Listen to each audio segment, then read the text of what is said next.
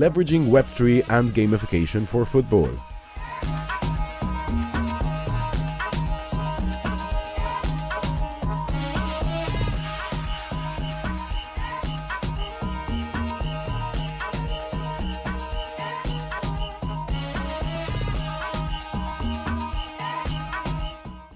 If I can come to Claude first.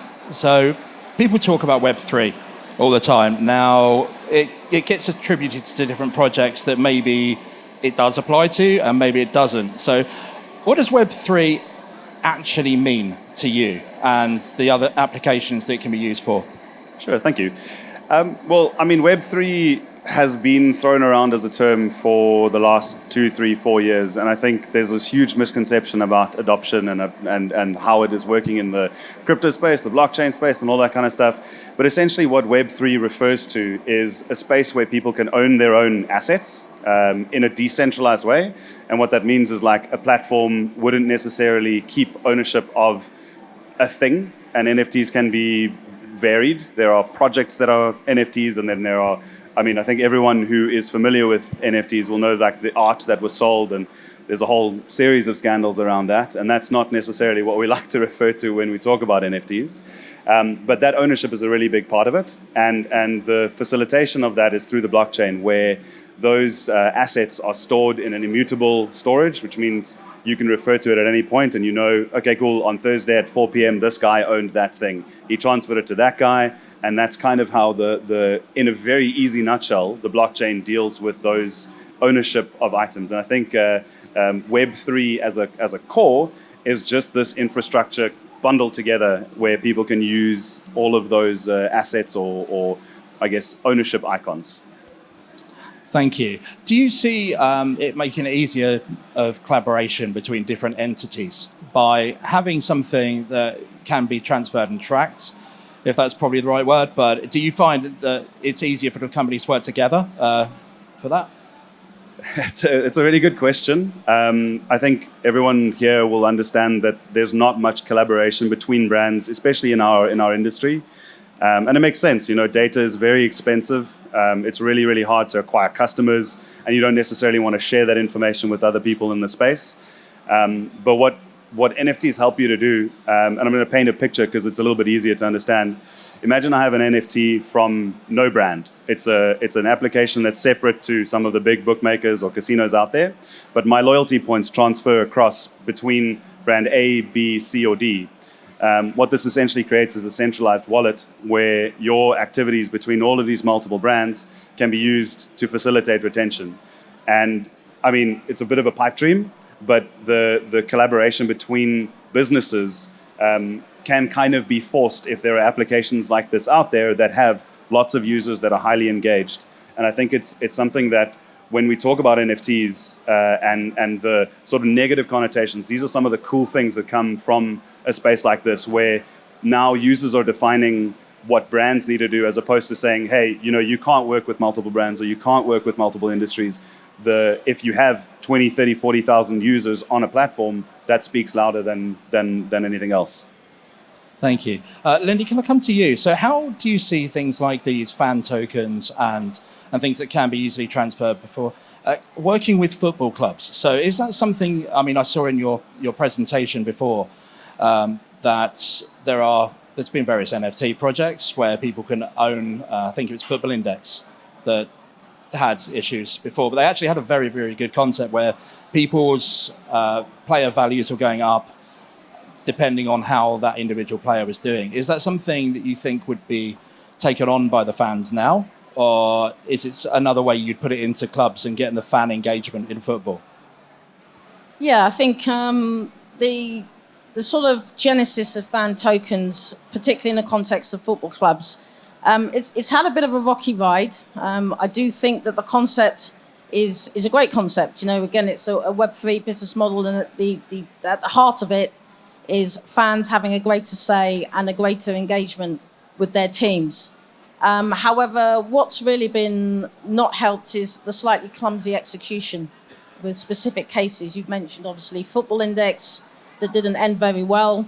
I think as well what people forget is you have to develop and evolve that relationship with the fan and build that trust before you start kind of going into what I would call the monetisation techniques. And I'll tell you very much from going into a generally football club, the ability to generate revenue or to make money is something that the commercial officer is under a lot of pressure to do. So I think the tendency when you go into a football club and you talk about the fan tokens, the first thing they want to do is they want to get from 0 to 100 miles an hour and go straight to monetisation without doing the community building aspect. So we've had that sort of first wave of fan tokens, which launched in the football industry to what I would say mixed success and reception for the fans. But long term, I believe it is a tool, and I believe it is one of the forms of engagement and ownership that will be very, very beneficial for fans. And I think we're gradually learning in the football industry the right ways to do that. So do you think, you talked about the professional football clubs and the way that would work, do you think that translates into amateur sports as well? So you could bring amateur clubs together with this same sort of philosophy, or how do you see that? That's a really interesting question. I think for me, fundamentally, what it boils down to is community building. I keep using that phrase. So I don't think it matters really what the area is, what type of sport it is, whether it's amateur or professional. If there's a community that you're skillful enough at developing and nurturing and growing, I think there's always opportunities there then in terms of generating ways they can have ownership and really have a genuine say and be more than passive sort of spectators in the particular activity you're involved in. So I think fan tokens are a very flexible tool when used correctly. Thank you. Do you think there's any lessons that could be learned from other industries that are being used at the moment? To either of you, that you've seen, whether it be fan tokens and things, obviously they're being used for football clubs already. Are there any improvements and enhancements that have been made on other products that could be brought across to the football sector that would work? This is maybe where it can come out that I'm a bit of a cynic when it comes to the Web3 space. And I think the problem is not necessarily transferal from other projects, but it's getting people from the football space, from these other projects, to adopt the understanding of cryptocurrency first, and sort of like measuring that out across there. Because there are hundreds of projects that have done this sort of quite successfully, and esports and gaming is probably, for me at least, one of the best examples of this, where tokenization in game is done in such a way that it adds to your experience. It gives you as the player a benefit. You can use the tokens to buy in-game skins, or you can connect with other people, or there's a bunch of really, really practical applications. But I think the difficulty in bringing those across in a one-to-one is, let's say you have a football club and they have a token. How many of those people who are watching these matches care about crypto or care about these tokens? And I think it's partly up to the clubs themselves to push the value and push the desire. But then it's also from the other side is how do you get people to adopt the cryptocurrency as a wider thought, and not as this like weird space where people are like, oh, it's only crypto bros that do this. And I think it's a really important sort of dual street. So I guess like from my cynicism part, like the education is so important, and there are some really good utilitarian NFT projects, and those can be used as really, really good, I guess, gateway drugs in that sense into the broader NFT scene. I was going to ask you something similar about that, actually. Do you find there's a lot of people trying to force things like blockchain onto projects that don't need it? So it's being overused and trying to get people, like you said, you're trying to build this trust, you're trying to bring people into a product, and they see the words crypto or they see the words blockchain and they'll back off because they think, I don't understand that, I don't want to be part of it. But there's a softer way in. There's through various gamification tokens. You have free-to-play games where you can earn rewards that build up over time. You have fast food chains that do the same sort of thing. So people are familiar with the concept, but do you think right now there are too many companies pushing too hard to go down the blockchain route, and it's alienating users? Yeah. I laugh because I use the analogy of like a car. I don't know how my car drives. I get in, I turn it on, and it drives. And what I mean by this is, as a user, if I'm using an ecosystem that's built well, I feel engaged. I want to use the tokens. I want to spend on stuff. Like I mean, you go to McDonald's, use it as an example. Their 2-for-1 is on the app. You scan the thing, you get the thing. You don't need to know the mechanics behind it and how that psychologically impacts you from a gamification perspective, because they've built it in such a way as to entice customers and use that ecosystem. And I think a lot of projects jumped on that bandwagon of blockchain and crypto and NFTs and the whole scene because it is a cash grab. And we see that with a lot of the projects that raised millions in funding and then had the rugs pulled out from underneath them. And that isn't to say that the other side is definitely not there, but I think building a product where the gamification is sort of ingrained into how the product works should be the focus. And if the best mechanism for that is crypto or blockchain, perfect. But forcing it on there, and I think a lot of places do that because it's, you go to an investor, I'm in the blockchain space. What does that mean for you? So I think you're 100% right with that. Thank you. Lindi, I'll come back to you again. Another point that you made earlier where clubs are looking to go from 0 to 100 instantly. Now, how much do you think what Claude was just discussing there is driven by the field to drive revenue too quickly? And you mentioned about the gamification element. Are a lot of people missing the point? And are other things that could be put in there to make that journey clearer? Yeah, I totally agree. That look, the imperative for a chief commercial officer at a football club is to grow their revenue streams, and European football in particular is Darwinian. You got promotion and relegation. That additional revenue can maybe help you to buy that player who'll ensure that you stay in the league.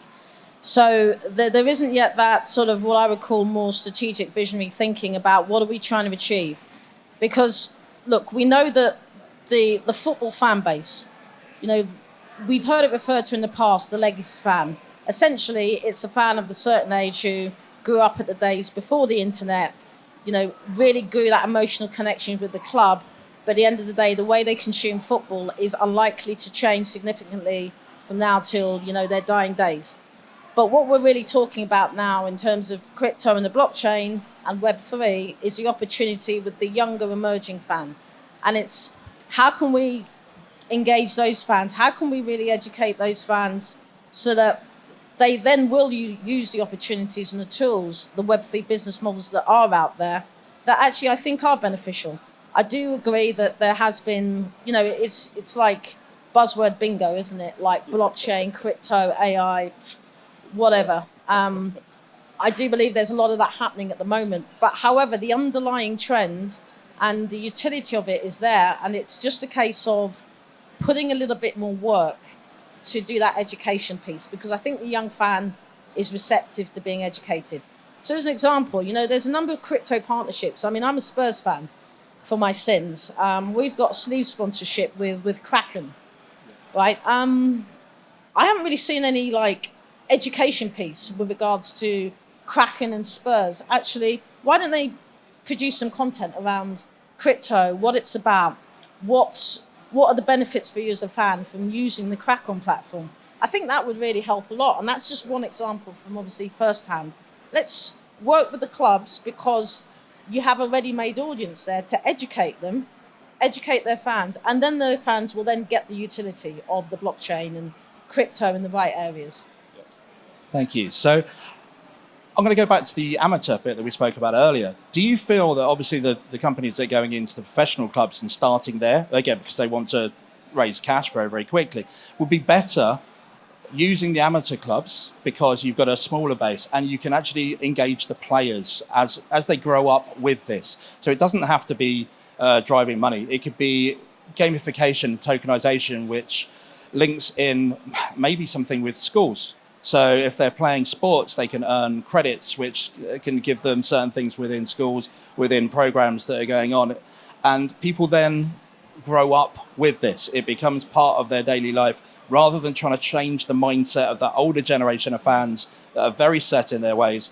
You say you're a Spurs fan, I'm an Everton fan, so I think we'd be all right. But you've still got the guys that turn up at 3:00 every Saturday, half time, they go and get their pie and a pint, and they go and sit down in the second half. If you show them anything advertising-wise, regardless if it's crypto, betting, whatever, it's not for them. They're there for the football. Yeah. So it has to be brought in an earlier stage. But do you think, and this is maybe a tough question, do you think it's the infrastructure and the finances side of why that's not going to happen? And is there any way that the foundations, I think, would actually fund it that way to bring things through? Well, actually, I mean, on my keynote, I use an African context around investment and investing in upskilling and training your fan base. But I think what you just touched upon is absolutely true. You know, you've got some of these crypto exchanges who are throwing off a lot of money, okay, but fundamentally what they really need to do is have like that gateway drug, that engagement at the community level, so the adoption and the understanding of blockchain becomes pretty much ingrained in that younger generation. And then over time, then that will then translate into much wider adoption and use cases in the professional game. And I think that's a bit that's missing, that everyone's just looking now and thinking, right, this is the fan base, this is the sport, how can we monetize? Quick. But actually, there's an investment piece there, which I think will, in the long run, generate much bigger, much more outsized returns for everyone in the industry. Claude, I might come to you on this one. Are there any legislation issues with targeting the younger generation with crypto, blockchain, and Web3 products, or is it pretty much open field right now? It's getting more and more from the legislation perspective, and that's good. It's a good thing. I think a lot of what we work in can be warped to hurt young audiences, and that's never really the intention of a project like this, to go put people in a mindset that they don't want to be in. But the legislation is coming around, and I think I see a lot of countries are now adopting very specific crypto regulations. I mean, a lot of it is to protect finances, so taxation laws and those kinds of things. But the protection laws are there. It's not at the level of what you see in iGaming just yet, but the ecosystem is very similar. So I think from a legislative perspective, the difficulty obviously is going to be what we're kind of coming up against in different regulatory bodies around the world with iGaming is there isn't a central source of truth, right? Like everyone has their own sort of pot that they throw the magic, Powerpuff Girls mix into, and they go, this is our regulation. And I think the conversation on a regulatory side is to think of, what is helpful to the growth of the industry and what isn't harmful to the people who are adopting it. And that conversation is happening, but is it happening at the right level? I think that's something that we'll see over the course of the next 3, 4, 5 years as crypto is more widely adopted. Because, I mean, I've always seen crypto be quite closely linked with gambling entities and things like that. So everyone thinks that having money in a coin is a gamble. So again, I'm going back to the legislation issues with you have to be 18 in the UK. I'm not sure all the other jurisdictions, but you have to be 18. But going back to trying to promote it to the younger audience, I can't remember the company that they got in trouble for using a famous football player in an ad, and that player was 24. You have to be 25 and above to be able to promote a gambling product. Now, if you're trying to attract the younger audience to the blockchain tokenized side of things, do you think that's going to come in at any point and then block that? Or I think it should. I think regulation is good. I come from a compliance background myself, so maybe I'm speaking through the wrong lens. I think it's a good space to protect our youth. I mean, I don't think anyone will fight me on that. But I hear what you're saying about the technology, but then I think it's easy to link it back to psychology, right? So there are harmful things that you can put people in front of, and I think we're all exposed to like iPad babies nowadays, where I mean it's easy to put an iPad in front of your kid, and they get to not be in your face for a little bit. But how harmful is that? And I think it's the same thing with, let's say you have an app from a football club, and some smart people put together some gamification that's really quite addictive. Are they going to be in part of this infrastructure where it's really detrimental to them going forward, and they put in, if I put in my pocket money every week, I get this benefit, and then as they get older, they start putting more. And I think the legislation on that side is helpful, and I think it will come, because it plays on that psychological aspect of getting people involved into something that's maybe a little bit too intense for a youth. but there's a happy medium. And I think that happy medium should be held in a discourse, almost, I mean, similar to a panel of people like this, where smart minds who are involved in the youth side of growing sports and those kinds of things, as well as the guys who have a vested interest in crypto succeeding, because there's definitely a table that everyone can eat at. You mentioned iPad babies, and there are a lot of kids that will go straight home from school, jump on the console rather than go out and play football in the park. Yeah. Is there a way in your mind, Lindi, that you think you could potentially have some sort of crossover between esports, so the people going home and playing FIFA, to try and get them out to watching real football games by having some sort of tokenized thing where they can earn rewards, tickets to events, things like that? Do you think there's a benefit in that to try and get them back into the real world?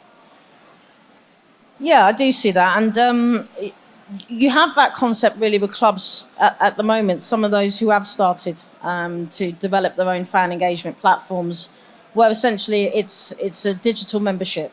So it's developing or using tokens as a way that fans will then win experiences, whether it's meeting the team, whether it's taking part in a training session. So I think there is a way that can be incorporated, and absolutely using nudge factors to encourage positive behaviours that all of us want in young people.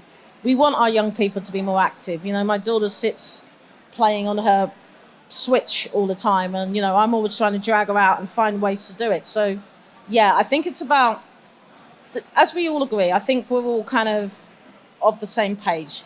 Fundamentally, blockchain, crypto and AI, it can be a force for good.